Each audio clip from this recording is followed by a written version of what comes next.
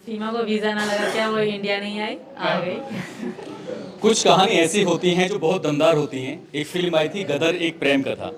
एक फिल्म आई थी वीर और ज़ारा। तो ऐसी एक और कहानी तैयार हुई है। वो कहानी हिंदुस्तान और पाकिस्तान की है। कहानी अगर हिंदुस्तान पाकिस्तान की हो, बात मैच की हो, तब भी ये कहानी हमेशा वायरल होती हैं। और मैं बात कर रहा हूँ, कहानी हिंदुस्तान में बनाई है सचिन ने और कहानी पाकिस्तान की है। दो अलग अलग कहानियाँ हैं। हम ये सीमा हैदर हैं जो पाकिस्तान के सिंध प्रांत की रहने वाली हैं, जो फिलहाल कराची में रह रही थी। इनके साथ 4 बच्चे भी हैं और शादी हो चुकी थी इनकी, लेकिन पबजी से मोहब्बत हुई। और पबजी से मोहब्बत हुई सचिन से। सचिन ही सामने है, गोद में एक बच्चा है, वो प्यारा सा, वो यही इनका सबसे छोटा बच्चा है। लेकिन ये बीच में आप एक नया शख्स देख रहे होंगे। ये अभी तक शायद किसी के कैमरे पे नहीं होंगी। ये है सचिन की मम्मी। मैं सबसे पहले तो इन माँ को बहुत दिल से शुक्रिया अदा करना चाहूँगा, धन्यवाद दूंगा, क्योंकि इन माँ ने न केवल सीमा को स्वीकार किया है, बल्कि सीमा के 4 बच्चों को भी स्वीकार किया है। किसी के दूसरों को बच्चों को स्वीकार करना, उसके लिए बहुत बड़ा कलेजा होना चाहिए। तो इन माँ के लिए बिग सैल्यूट, बार बार सैल्यूट, क्योंकि इन्होंने न केवल सीमा को बल्कि उनके 4 बच्चों को भी। तो आंटी जी क्या कहना चाहोगे? देखो ये लोग भी आपकी ताली बजा रहे हैं पीछे, एक बार में ध्यान। और ताली उन बच्चों के लिए है और सीमा की हिम्मत के लिए है। सीमा को प्यार होता है साल 2020 में, जब हमारे देश में लॉकडाउन चल रहा था, लोग एक दूसरे से मिल नहीं रहे थे, लेकिन इंटरनेट की दुनिया ने 2 सरहदों पार, आर पार के 2 लोगों को, सीमा और सचिन को मुलाकात कराई। पहले पबजी से फिर दोस्ती होती है, दोस्ती के बाद फिर प्यार में बदल जाती है। मिलते हैं, उसके लिए नेपाल में 7 दिन रहते हैं। 7 दिन रहने के बाद फिर, अब ये कहानी तो सबने देखी है, लेकिन मैं सबसे पहले माँ के पास जाना चाहूँगा। माँ जी, आप अपने बेटे को और अपने इन बच्चों को, जो बहुत प्यारे से नन्हे मुन्ने बच्चे हैं, इन्हें किस रूप में देखती हैं? कैसा लग रहा है आपको? खूब अच्छा लग रहा है और खूब प्यारे लग रहा है बच्चा भी और बहू भी, दोनों बच्चे भी। वैसे सास और बहू को देखा जाए तो दोनों एक जैसी लग रही है तो। अच्छा, ठीक है। सीमा जी, आपका हिंदुस्तान में स्वागत है। मैं एक चैनल चलाता हूँ, इसका नाम है उस्मान सैफी सफ़र, कहानी सुनाता हूँ उस पर। तो पता नहीं पबजी देखते देखते कभी आपके पास मेरी कहानी पहुँची नहीं पहुँची। मैं ऐसी कहानी पाकिस्तान, हिंदुस्तान या अलग अलग मुल्कों की लेके आता हूँ। और मैं आपसे जानना चाहता हूँ कि जो आपकी पहली कहानी जो शुरू होती है, सुना था पहले भी आपने एक लव मैरिज की थी। पहले मैं लव मैरिज नहीं करी थी, हाँ पसंद करती थी किसी को, तो उससे नहीं हो पाई, अच्छा। तो इससे मेरी कराती थी, क्योंकि मैं किसी और को पसंद करती थी। तो इसी कारण मेरी इससे ज़बरदस्ती कराई गई, सिर्फ साइन करवाए गए कोर्ट मैरिज के थ्रू। मेरे पापा ने करवाई थी, मेरे मामू नहीं मान रहे थे वो लोग, मेरे मामू ने मना कर दिया था। पर हमारे ऐसा होता है, अगर आप किसी को पसंद करोगे ना, तो मतलब आपको फिर क्राइम में कहेंगे इसने गलत कर दिया, बेइज्जती हो गई, मतलब बहुत गलत समझा जाता है किसी को पसंद करना हमारे यहाँ। नहीं, ये बात तो यहाँ भी है कि बेटियाँ अगर माँ बाप की मर्ज़ी से जाती हैं तो खुशी होती है, बेटियाँ अगर अपनी मर्ज़ी से जाती हैं तो थोड़ी तकलीफ होती है। किसी को भी होगी, कोई दिक्कत वो नहीं अलग उसमें। चीज़ होती है सर, मतलब ये अलग चीज़ है, मतलब मुझे गलत माना गया तो ऐसे फंसा दे दिया इनको। इनकी पहले भी शादी थी, 2 बच्चे हैं इनके, जो मेरे पहले पति थे, उनकी पहले भी शादी, 2 बच्चे थे उनके, और अभी वो मैं रिलेशन में नहीं थे, तो मेरे 2 साल हो गए थे। वो वैसे मीडिया के सामने हाथ पर जोड़ रहे हैं, मोदी जी से रिक्वेस्ट कर रहे हैं कि मैं मेरे बच्चों को मेरे वापस भेज दो। मिल गया है, वरना पहले कहाँ थे इतने दिन? इतने दिन ना मुझे ढूंढा, ना रिपोर्ट दर्ज कराई, कुछ भी तो ना कराए, इतने दिन पहले कहाँ थे वो? वो कहते हैं कि 10 मई को ही हमने रिपोर्ट करा दी थी, शायद आप 10 मई को घर से निकले थे। लेकिन सीमा जी, चलो कोई बात नहीं, जो हुआ सो हुआ। बस एक चीज़ जो मुझे, मतलब मैं अगर सोचूं, जैसे आप पाकिस्तान से वहाँ पहुँचती हैं नेपाल, और नेपाल में जाने के बाद शायद पाकिस्तान का नंबर काम करता है, नहीं करता? नहीं करता, नहीं करता। बिल्कुल। अब पाकिस्तान से वहाँ नेपाल पहुँच जाती हैं और कम्युनिकेशन आपका जो था, बातचीत ख़त्म हो जाती है, कैसे, मतलब तो ये कैसे पता चला कि मुझे एक इंडिया में एक जगह है रघुपुरा, और वो भी ग्रेटर नोएडा के ज़िले के अंदर, तो वहाँ से यहाँ जो पहुँचना था, तो उसके लिए कैसे अपने मतलब कांटेक्ट कराए, किसी बस वाले से बातचीत की, क्या करा? मैंने पहले पैसे चेंज करवाए, हाँ। अंदर एयरपोर्ट के अंदर ही सब कुछ है। उसके बाद थोड़ा ही आगे सिम कार्ड मिलता है, 500 रुपये में पैकेज भी, हफ्ता फ्री नेट, और सिम कार्ड नेपाली एनसील की सिम होती है वहाँ पे, तो दूसरे देश में एकदम ऐसे दे देते हैं? पासपोर्ट पे। अच्छा, पासपोर्ट देते तो सब कुछ मेरे पास, तो कागज़ पूरे थे, सिर्फ इंडिया का ठप्पा वीज़ा नहीं था, बाकी तो सारे कागज़ मेरे पे थे। ऐसा वो फेक नहीं है, वो रियल हकीकत है, मेरी सच्ची पहचान है वो कुछ फेक नहीं है। फेक वाली बात नहीं करें। तो जैसे आपने नेपाल के रास्ते आने की सोची थी, तो उससे पहले आपने इंडिया के रास्ते आने की भी सोची थी, एक सही रास्ते पे चलने की कोशिश की, बिल्कुल तो फिर वो हो नहीं पाया। नहीं हो पाया क्योंकि यहाँ के सरकारी मुलाजिम के साइन चाहिए थे और उनके आधार कार्ड की कॉपी वगैरह, वो इनको कोई दे ना रहा था। इनको असल में पता है। हमारे देश हिंदुस्तान और पाकिस्तान में हमेशा मतलब एक दुश्मनी जैसी बात रहती है, एक तकरार वाली बात रहती है, तो ये वीज़ा मिलना बहुत मुश्किल हो जाता है। लेकिन आपने कहा कि हाँ मुझे आना था, मेरे मतलब बहुत ही मेरा मन था कि मैं जाऊंगी, कुछ भी हो जाए मैं इंडिया ज़रूर जाऊंगी। जैसे कि एक सब्जेक्ट होता है मेरे मकसद था कि मैं इंडिया जाऊंगी इनके पास, फिर मर जाऊं, कुछ भी हो जाए फिर वो नसीब की बात है। जैसे कि गदर फिल्म में सनी देओल कहता है कि ये अगर तारा को वीज़ा नहीं मिलेगा तो क्या वो पाकिस्तान नहीं जाएगा। वही जो सीमा को वीज़ा ना मिला क्या वो इंडिया नहीं आई? एक बार दोबारा से बोलता हूँ। सीमा को वीज़ा ना लगा क्या वो इंडिया नहीं आई? आ गई। अगर ये नहीं आ पाती, सीमा जी यहाँ नहीं आ पाती, तो इधर को आप इधर बैठ जाइए ना, तो फिर हाँ आंटी जी के पास बैठो, तो फिर आप क्या करते? यहाँ बैठो। ये बहुत ही सज्जन व्यक्ति हैं, बहुत ही शरीफ हैं।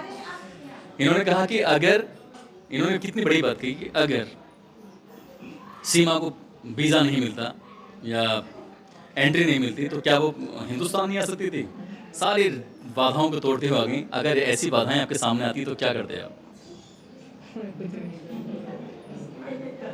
बहुत ही सज्जन व्यक्ति हैं, लेकिन यार तुम सज्जन तो हो, इतने प्यारे हो कि एक 4 बच्चों के मतलब अब जिम्मेदारी आप उठाएंगे।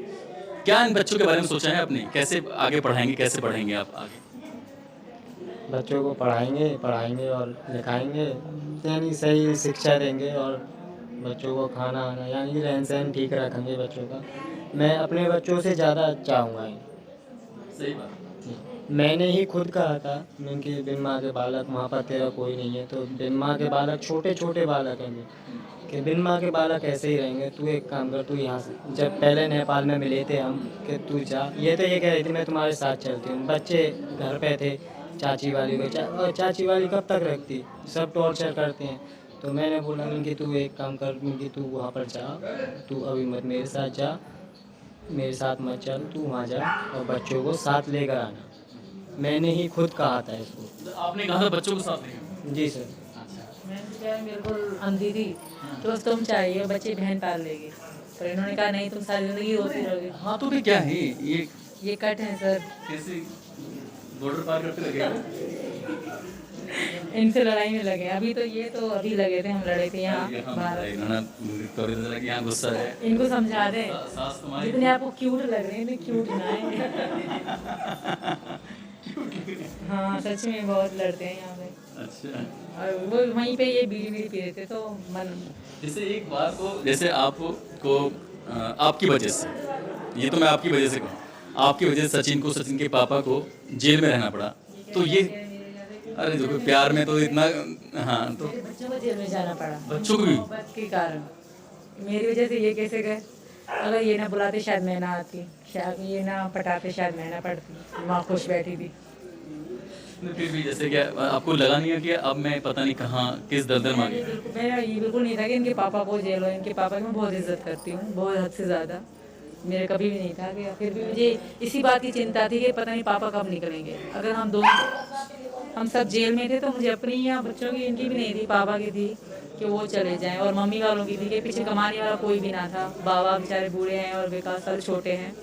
तो हमने पुलिस वाले से भी रिक्वेस्ट करी कि हमारा बहुत सारा सामान वहाँ कमरे में पड़ा है, वो घर पे पहुँचा दी, पापा हमारे साथ हैं। इस बात का मुझे भी दुख है। सचिन के पापा से बात हो रही थी तो सचिन के पापा कह रहे थे कि भैया मैं 2 दिन जेल में रहा, बहुत गरीब आदमी है, पेड़ पौधे लगा के वो बेचते हैं, जाके शहर में जाते हैं गांव से और वहाँ पेड़ पौधे बेचते हैं, तब उससे घर का खर्च चलता है। तो अब आप पढ़ी लिखी कितनी है? 5। अच्छा 5 में, लेकिन आपकी जो जहनियत है बहुत अच्छी है, आप चीज़ों को बहुत जल्दी से बारीकी समझ लेती हैं। आप दोनों मिल के काम करना, ताकि मिल के काम करेंगे तो जल्दी आगे बढ़ जाएंगे। I think. और आपके पड़ोसी पता है आपको कितने अच्छे हैं? तुम पड़ोसी घर में बैठी हुई इतने अच्छे हैं? ये सब तो बहुत अच्छे हैं, चाचा जी तो बहुत से ज़्यादा अच्छे हैं। इन्होंने तो, इनके कारण शायद हम आज बाहर हैं। हाँ, पता है आपके पड़ोसी क्या कह रहे थे कि इन बच्चों को हम किसी भी कीमत पर परेशान नहीं होने देंगे, इन बच्चों को हम अपनी तरह समझेंगे। और इनकी एक बार गांव की तरफ दिखाओ, और इन गांव के लोगों ने भरोसा दिलाया है इन चारों बच्चों के लिए कि इनकी पढ़ाई लिखाई की जिम्मेदारी हम मिलके उठाएंगे, पूरा गांव उठाएगा। यही बात है ना? मेरे एक बार गांव वालों के लिए तो आपस में ताली बताओ यार।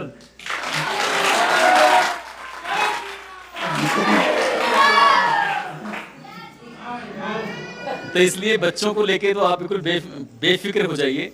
और हो सकता है कि मैं अपनी इस वीडियो के माध्यम से ये अपील ज़रूर करूँगा कि जो यहाँ आसपास के अच्छे लोग हैं, बढ़िया लोग हैं, क्योंकि ये बहुत बेहद गरीब परिवार है, इस परिवार को आगे बढ़ाने के लिए, मेहनत करने के लिए आपको कुछ इसमें हेल्प करनी चाहिए। यहाँ के स्थानीय विधायक हों या फिर स्थानीय प्रशासन हो, इस परिवार की आर्थिक रूप से मदद करे ताकि इन चारों बच्चों की परवरिश, बाकी अभी आगे प्रशासन ने कुछ ना कुछ तो सोचा ही होगा इन बच्चों को लेकर कि बच्चे यहाँ रहेंगे नहीं रहेंगे, क्या शर्तें हैं क्या नहीं शर्तें हैं, तो खैर ये टेक्निकल चीज़ें हैं, मैं इस बारे में नहीं, लेकिन मैं भावनात्मक रूप से बात कर रहा हूँ। क्योंकि अगर हमने कोई जिम्मेदारी ली है तो उस जिम्मेदारी को हमें पूरी ईमानदारी के साथ निभाना है। ऐसा नहीं, ये खेल एक दिन का नहीं है, ये खेल कम से कम हर बच्चा जब 18 साल तक कंप्लीट नहीं हो जाएगा तब तक उसकी एजुकेशन का भी सवाल है। हालांकि सरकार एजुकेशन को लेकर अच्छे कदम उठाती है, लेकिन आप जैसे आपको अपना खोया हुआ प्यार मिल गया है, तो ऐसे ही बच्चों के लिए क्या सोचा है आपने अपने लेवल पर? बच्चों के लिए मतलब किस तरह तालीम के बारे में, पढ़ाई के जारी देंगे। आज सब नया दौर है, फास्ट है बिल्कुल, तो पढ़ाई तो बच्चों की लाजमी है। अभी 3 पढ़ेंगी, ये बाद में।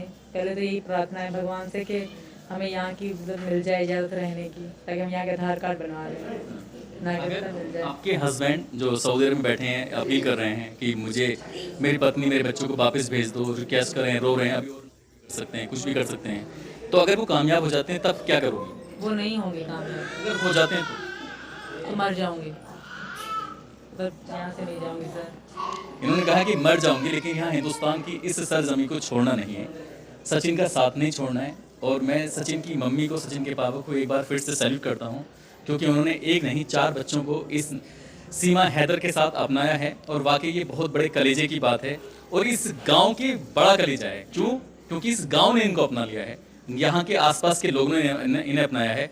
और दोस्तों, इस पूरी घटनाक्रम को, पूरी कहानी को सुनाने का उद्देश्य भी किसी को परेशान करना नहीं है, बल्कि दिखाना था आपको कि इस दुनिया में कितने कितने बड़े दिल वाले लोग रहते हैं। और सचिन, उनके परिवार को एक बार फिर से शुभकामनाएं, जो बहुत ही अच्छी सुंदर सी बहू लेके आए हैं। बहुत बहुत शुक्रिया, अपना ख्याल रखें, खुश रहें। जय हिंद, जय भारत।